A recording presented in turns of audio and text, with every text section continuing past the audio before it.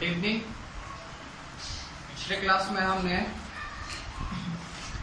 बायोलेसन का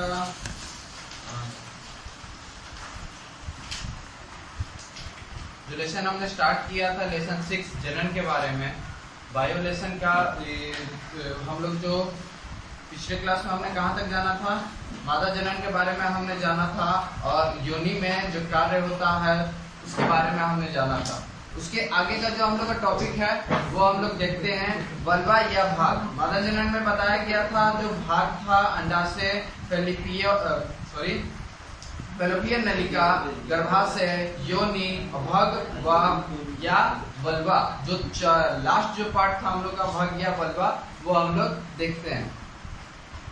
वल्वा या भग यह योनि के ठीक बाहर बाह्य जननेंद्र के रूप में स्थित होता है। इसके 3 भाग होते हैं। पहला भाग जो बोला है इसका भी 3 भाग होता है। वल्वा या भग का भी 3 भाग होता है। पहला होता है बृहत भगोष्ठ या लेबिया मेजोरा, जो एक जोड़ा बालयुक्त त्वचीय वलन होता है, मतलब वलन है, मतलब उसका एक भाग बोला है जो कहाँ है, बृहत भगोष्ठ कहलाता है वो भाग। और वेल्बिया मेजोरा उसका नाम बताया गया, जो एक जोड़ा बालयुक्त त्वचा वलन है। ठीक है। और दूसरा कौन सा भाग है, लघु भगोष्ठ या लेबिया माइनोरा, जो एक जोड़ा छोटा बालहीन त्वचहीन वलय है।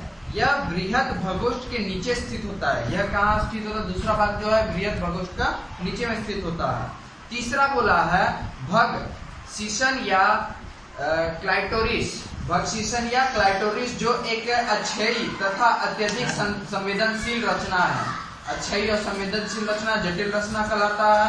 यह रचना तथा विकास के दृष्टिकोण से पुरुष के सीसन के समजात अंग है, परंतु इसमें कोई नली या छिद्र नहीं होता है। लेबिया माइनोरा तथा लेबिया मेजोरा त्वचेयी वल्य के रूप में योनि को ढके रखते हैं। कौन कौन ढके रखते हैं, लेबिया माइनोरा तथा लेबिया मेजोरा, ठीक, वलय को ढके रखते हैं। उसके बाद का जो स्टेप होगा हम लोग का निषेचन। निषेचन किस प्रकार होता है वो हम लोग देखते हैं। संभोग के समय जब नर का वीर्य मादा की योनि में सखलित होता है, तब वीर्य में स्थित क्रियाशीलता शुक्राणु पूंछ की गति से सहायता से गर्भाशय तथा फिर आगे फैलोपियन नलिकाओं के अगले भाग में पहुंच जाते हैं। यहाँ तक कई शुक्राणु एक साथ पहुंचते हैं, परंतु उसमें से केवल एक शुक्राणु की फैलोपियन नलिका में पहुंचने अंडाणुओं के साथ संयोग करने में सफल हो पाता है। ठीक है, बहुत सारे शुक्राणु उसमें जाते हैं लेकिन सिर्फ एक ही सफल हो पाता है। नर युग्मक शुक्राणु तथा मादा युग्मक अंडाणु का संयोजन या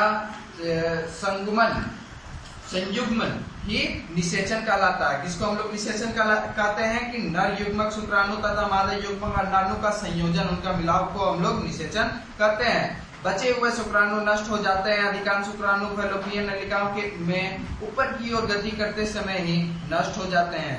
ठीक है। फैलोपियन नलिका में शुक्राणु की गति की दर लगभग कितनी दर है, स्पीड जो बोली जाती है वो है 100 माइक्रोन प्रति मिनट है। सामान्यतः शुक्राणु फैलोपियन नलिका के करीब 12 घंटे तक के जीवित रहते हैं। 12 घंटे तक वह जीवित भी रहते हैं। इसी अवधि के दौरान ये अंडाणु से संयोग कर सकते हैं। ठीक। स्त्रियों के लैंगिक चक्र तथा अंडाणु के निषेचन न होने के बाद की क्रिया स्त्रियों के युग्नारंभ या प्यूबर्टी सामान्यतः 10 से 12 वर्ष की आयु में होती है। ठीक है। युग्नारंभ जो स्टार्ट होता है और प्यूबर्टी जो बोला जाता है वो 10 से 12 वर्ष के अत्यधिक होने के बाद ही वो शुरुआत होता है। अर्थात इस उम्र में नारी के जनन क्षमता प्रारंभ हो जाती है तथा आरंभिक जननांगों में कुछ सक्रिय क्रिया होती है, जिसे मासिक चक्र अथवा मासिक धर्म या रजोधर्म या मासिक स्राव कहते हैं। यह चक्र 28 दिनों तक चलता है। सामान्यतः स्थिति में प्रत्येक 28 दिन पर इनकी पुनरावृत्ति होती रहती है। ठीक। मासिक चक्र के आगे का जो टॉपिक है, पैरा जो चेंज हुआ क्या है कि मासिक चक्र के प्रारंभ में ग्राफी फुटक या ग्राफीफन फॉलिकिल में स्थित अंडाणु परिपक्व होने लगते हैं। यह क्रिया प्यूटरी ग्रंथि द्वारा स्रावित हार्मोन के प्रभाव से प्रारंभ होता है। किसके द्वारा? स्रावित हार्मोन के प्रभाव से वो प्रारंभ होने लगता है। ग्राफियन फिलिकिन के परिपक्व होते ही अंडाशय के हार्मोन एस्ट्रोजेन नलिका है, जो गर्भाशय की दीवार में कुछ आवश्यक परिवर्तन आता है। गर्भाशय की दीवार के सबसे भीतरी सतह, जिसे अंतःस्थ या एंडोमेट्रियम कहते हैं, रक्त कोशिकाओं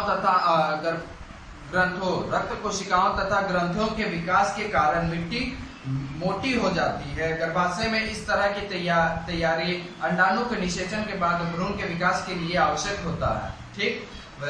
मासिक चक्र के करीब बीच में योनि करीब 14वें दिन केवल एक परिपक्व अंडाणु अंडाशय के बाहर अंडोत्सर्ग निकलता है या अंडाणु फैलोपियन नलिकाओं में पहुंचता है। अंडोत्सर्ग के बाद फॉलिकिल का बचा भाग पीले रंग का हो जाता है। अब इसे पिड या कॉर्पस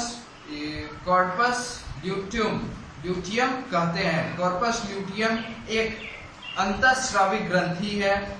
इसे हम क्या कहते हैं? अंतःस्रावी ग्रंथि हम कहते हैं। इसमें एक हार्मोन प्रोजेस्टेरॉन स्रावित होता है। एक हार्मोन प्रोजेस्टेरॉन स्रावित होता है। इस हार्मोन के अभाव से गर्भाशय की दीवार और मोटी हो जाती है। ठीक है।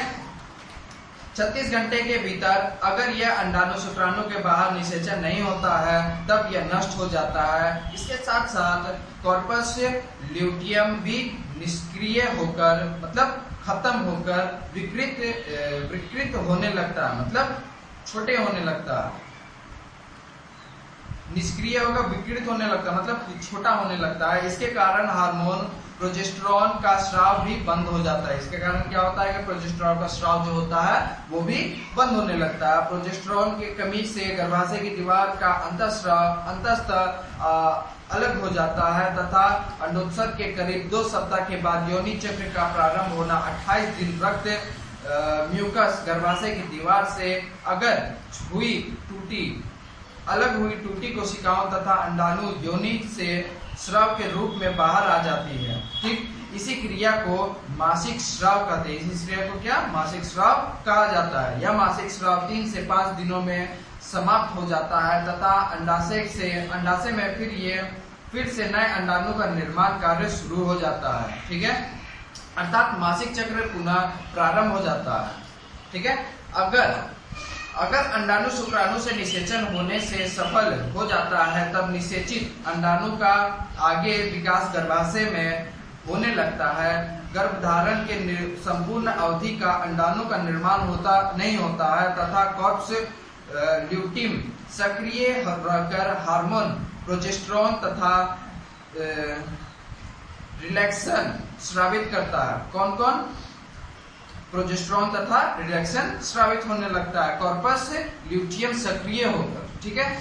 यह दोनों हार्मोन के प्रभाव से गर्भावस्था में होने वाली अन्य क्रियाएं संपन्न हो पाती है। यही दोनों हार्मोन स्राव होने के बाद ही वहां गर्भाशय होने वाली अन्य क्रियाएं जो होती है वहां पे संपन्न हो पाती है। ठीक।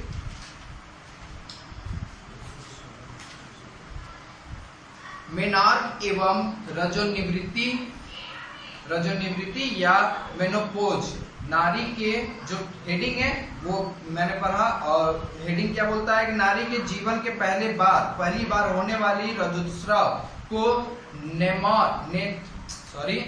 मेनार्क कहते हैं। क्या कहते हैं? मेनार्क कहा जाता है। सामान्यतः स्थिति में ऋतुस्राव लगभग 45 वर्ष की आयु तक प्रतिमाह चलता रहता है, परंतु लगभग 45 से 50 वर्ष की आयु के बाद अंडाशय की अंडाणु का बनना रुक जाता है, जिससे अंतःमासिक चक्र भी रुक जाता है। अर्थात नारी के संतान जनने की क्षमता समाप्त हो जाती है। नारी के जीवन में आने वाली इसी स्थिति को रजोनिवृत्ति कहते हैं। ठीक है। आपको पता चलेगा रजोनिवृत्ति किसे कहा जाता है। ठीक है। जो हम लोग का जो नेक्स्ट टॉपिक है वो हम लोग का क्या है? जनन और स्वास्थ्य। वो देखते हैं हम लोग जनन और स्वास्थ्य किस प्रकार हम लोग अपना करते हैं। जनन और स्वास्थ्य का तात्पर्य उस अवस्था, आदतों और व्यवहारों से है जिनका सीधा प्रभाव मानव के व्यक्तिगत शारीरिक स्वास्थ्य पर पड़ता है। ठीक, अस्वास्थ्यकर आदतों के कारण कई तरह की बीमारियां हो सकती है जो केवल विपरीत लिंग वालों साथी को ही नहीं बल्कि उत्पन्न संतानों को भी संक्रमित हो जाता है। मतलब बोला जा रहा है यहाँ पे कि जो बच्चे होते हैं, जो जन्म लेते हैं, माता पिता के साथ साथ बच्चे को भी वो स्वास्थ्य मतलब जो बीमारी होता है उनको भी झेलना पड़ता है। इससे सुरक्षित रहने के लिए जन्नांगों उनके स्वास्थ्य तथा उसमें संबंधित स्वास्थ्य आदतों और व्यवहारों की सही जानकारी सही मानव को होना अनिवार्य है। ठीक, इसी बात की जानकारी आवश्यक है कि जन्नांग या लैंगिक अंग उसी तरह सामान्य है जैसे जिसे शरीर के अन्य अंग, मतलब बोल रहा है कि जो लैंगिक जनन जिस प्रकार हम शरीर सामान्य मानते हैं, जिस प्रकार हमारे शरीर का जो हर एक अंग है उसी प्रकार हम उन्हें सामान्य तौर पर मानते हैं। ठीक, इसी बात की जानकारी आवश्यक है कि जैसे शरीर के जिस तरह शरीर के अन्य अंगों की समय समय पर डॉक्टरी जांच की आवश्यकता होती है, उसी प्रकार जन्नांगों की भी समय समय पर डॉक्टरी जांच अनिवार्य है। जन्नांगों अंग में होने वाली विकृतियां या रोग को लज्जा और गोपनीय रखा जाने वाले विषय नहीं समझना चाहिए। जन्नांगों के संबंध में अनावश्यक गोपनीय कभी कभी बिना वजह की परेशानी का कारण बन जाती है। इससे अनेक प्रकार की भ्रांतियां भी फैलती है जिसकी बुरी परिणाम परिवार और समाज पर पड़ते हैं। ठीक, जैसा मैंने कहा कि जो हमारे शरीर में मान लीजिए कुछ भी रोग होगा तो हमारे बच्चे में भी अवसर उस प्रकार का रोग उत्पन्न होने लगता है। इसीलिए हमें कोई भी रोग छुपाने नहीं चाहिए और हर एक चीज को डॉक्टर से निष्पक्ष होकर अच्छे तरीके से बोलनी चाहिए। बस खाली यही बोला, जनन और स्वास्थ्य के बारे में क्या संपर्क है वही बस खाली बताया गया है। ठीक, और जो हम लोग का नेक्स्ट टॉपिक है वो क्या, लैंगिक जनन और संचालित रोग। जो लैंगिक जनन है उसमें संचालित रोग किस प्रकार फैलता है वो हम लोग देखते हैं। लैंगिक जनन संचालित रोग क्या देखते हैं। यौन संबंध लैंगिक संयोजन से होने वाली संक्रामक रोग को लैंगिक जनन संचालित रोग कहते हैं। ठीक, जो होने वाली जो संक्रामक रोग होते हैं उसे लैंगिक जनन संचालित रोग कहते हैं। ऐसे रोग कई तरह के रोगाणुओं जैसे बैक्टीरिया, वायरस, परजीवी, प्रोटोजोआ, यीस्ट जैसे सूक्ष्म जीवों द्वारा होते हैं। इन्हीं जीवों के द्वारा हमें रोग होता है। ऐसे रोगाणु मनुष्य की योनि, मूत्र मार्ग जैसे जनन अंगों या मुख या गुदा जैसे स्थानों के नम और उष्ण वातावरण में बढ़ते हैं। उन व्यक्तियों में ऐसे रोग के होने की संभावना अधिक होती है जो एक से अधिक व्यक्तियों के साथ लैंगिक संबंध रखते हैं। मनुष्य में होने वाली ऐसे प्रमुख रोग निम्नलिखित हैं। ठीक, कौन कौन से रोग देखते हैं। बैक्टीरिया जनित रोग, गोनेरिया, सिफिलिस, यूरेथाइटिस तथा सर्विसाइटिस बैक्टीरिया से संक्रामक होने वाली कुछ प्रमुख रोग है। इन्हीं बैक्टीरिया के द्वारा संक्रमित रोग होता है वो है वायरस जनित रोग। वायरस जनित रोग क्या है।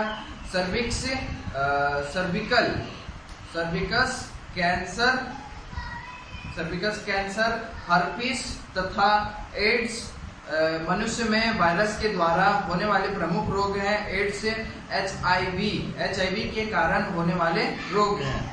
प्रोटोजोआ जनित रोग क्या है देखते हैं। स्त्रियों के मूत्र जनन,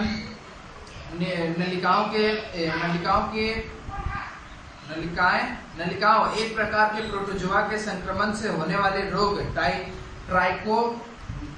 ट्राइकोमोनियसिस है। और एक प्रकार का रोग बताया गया, ट्राइकोमोनियसिस बताया गया है। और दूसरा जो हम लोग का नेक्स्ट टॉपिक है जनसंख्या नियंत्रण क्या देखते हैं। मानव के असीमित जनन क्षमता के कारण पूरे विश्व में मानव जनसंख्या बहुत तेजी से बढ़ रही है। भारत ऐसी विकासशील देश में जनसंख्या एक विकराल रूप धारण कर चुकी है। जनसंख्या में अत्यधिक वृद्धि से सिर्फ मानव द्वारा निर्मित संसाधन ही नहीं बल्कि प्राकृतिक द्वारा प्रदत्त सीमित संसाधन भी धीरे धीरे कम होते जा रहे हैं, अतः इस निश्चित सीमा तक जनसंख्या को सीमित रखना आवश्यक ही नहीं बल्कि अनिवार्य है। जनसंख्या को सीमित रखना ही जनसंख्या नियंत्रण कहलाता है। जनसंख्या नियंत्रण क्या है? जनसंख्या को सीमित रखना है जनसंख्या नियंत्रण कहलाता है। इसमें जनसंख्या के बढ़ने के साथ साथ हमारी जो प्राकृतिक औषधियां भी जो है और प्रकृति द्वारा जो हमें प्राप्त होता है खाद्य पदार्थ, वो सब भी धीरे धीरे जनसंख्या बढ़ने के कारण वो भी समाप्त होते जा रही है। अगर हम इसका अवकलन समाज की इकाई परिवार के स्तर पर करें तब हम स्पष्ट रूप से यह अनुभव करेंगे कि पति पत्नी के साथ अपने द्वारा उत्पन्न की गई संतानों की उचित लालन पालन, उनकी शिक्षा का उचित प्रबंध, उनको आवश्यक सुख सुविधा देने के लिए यह जरूरी है कि उस परिवार के सदस्यों की संख्या सीमित हो। मतलब उसी बोला जा रहा है कि उस परिवार की सदस्यों की संख्या सीमित होने पर हम उसे अच्छी तरीका से हम उसे फैसिलिटी दे पाएंगे। ठीक वही चीज बोला जा रहा है। हम जानते हैं कि सीमित परिवार ही स्वास्थ्य और सुखी परिवार का उदाहरण है। सीमित परिवार ही स्वास्थ्य और सुखी परिवार का उदाहरण कहलाता है। परिवार में संतानों की संख्या सीमित रखने के लिए कारगर जो योजना की आवश्यकता होती है, जिसे परिवार नियोजन कहते हैं। अतः जनसंख्या नियंत्रण परिवार नियोजन से ही संभव है। परिवार नियोजन के विभिन्न उपाय हैं, परंतु हर तरीके का उद्देश्य अंडाणु निषेचन का नियंत्रण करना ही, ताकि स्त्रियों में गर्भधारण के दर में कमी आए और कम बच्चे पैदा हो।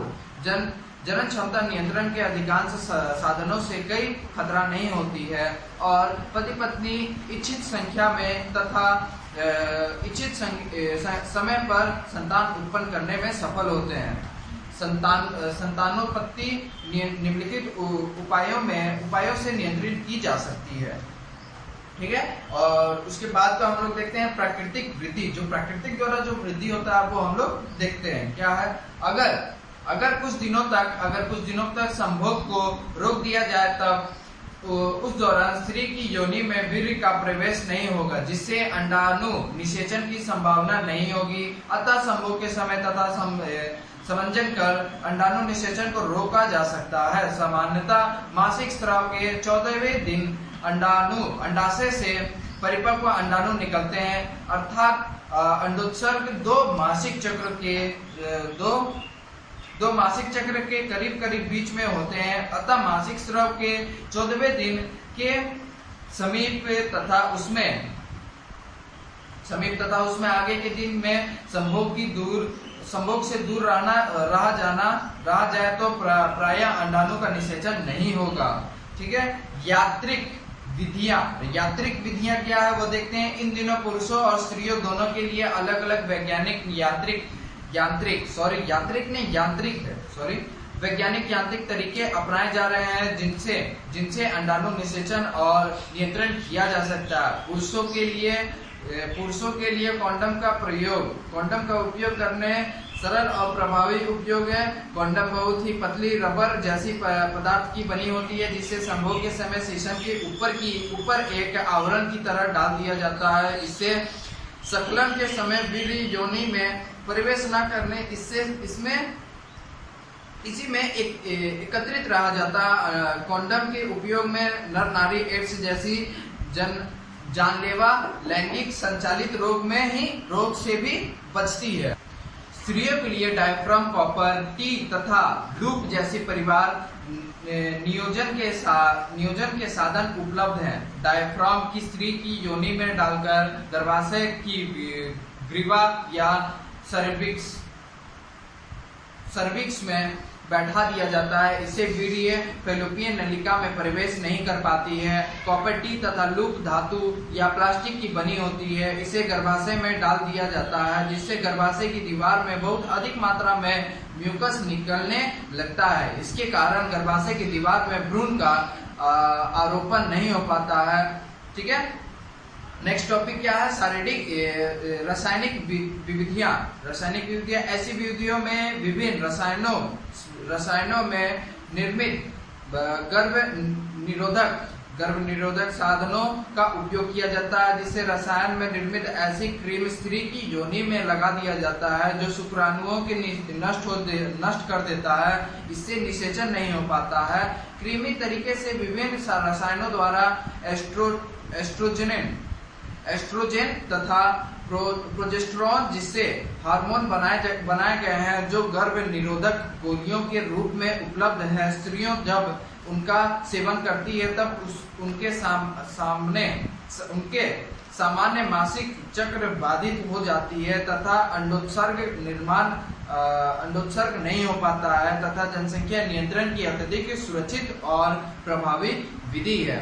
ठीक, और नेक्स्ट टॉपिक क्या है, सर्जिकल विधियां। सर्जिकल विधियां क्या है, इसके अंतर्गत पुरुष नसबंदी किया जाता है। इससे शल्य क्रिया द्वारा शुक्रवाहिका को काट कर धागे से बांध दिया जाता है, जिससे वृषण में बनने वाली शुक्राणु का प्रभाव स्त्री की योनि में नहीं हो पाता है। स्त्रियों में होने वाली ऐसी प्रकार की शल्य क्रिया स्त्री नसबंदी कहलाती है।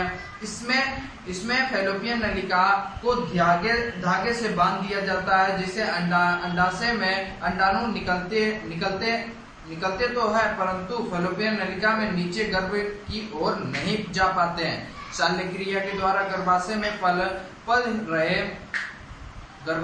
पल रहे भ्रूण को उसके विकास की एक निश्चित अवधि के भीतर योनि के रास्ते बाहर निकाल दिया जाता है। इसे गर्भ में चिकित्सकीय समापन या MTP medical termination of pregnancy कहते हैं। अन्य विकसित देशों की तरह हमारे देश में भी MTP को कानूनी मान्यता प्राप्त है। ठीक, सामाजिक जागरूकता क्या वो देखते हैं। जनसंख्या वृद्धि का मानव समाज का प्रभाव तथा उसके निषेचन के लिए विभिन्न और प्रसाधनों के उपयोग का प्रचार समाचार पत्रों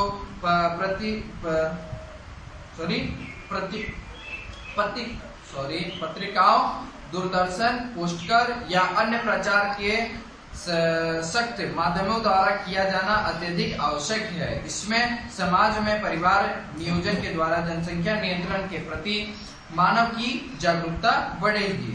ठीक, तो आज ये हम लोग का क्लियर हुआ लेसन। इस बीच जो आप लोग को बोला गया था कि आप लोग इसको स्टार्टिंग से खुद से पढ़िएगा। इसमें क्या है कि आप लोग को समझ में आएगा, आप लोगों को इसमें क्लियर समझ में आएगा। इसको बस खाली रीड करने की विधि के द्वारा आप लोगों को पढ़ना है। ठीक, और जो बोला गया आप लोगों को इसमें पढ़ने के लिए वो रीड करने की विधि जैसे बोली जाती है, उसी द्वारा आप लोगों को इसको रीड करना है। एक बार पहले पढ़ के रखना था आप लोगों को, फिर एक बार आप लोगों को बाद में क्लास के बाद भी पढ़ना था। अच्छे तरीके से समझाया गया है इसको।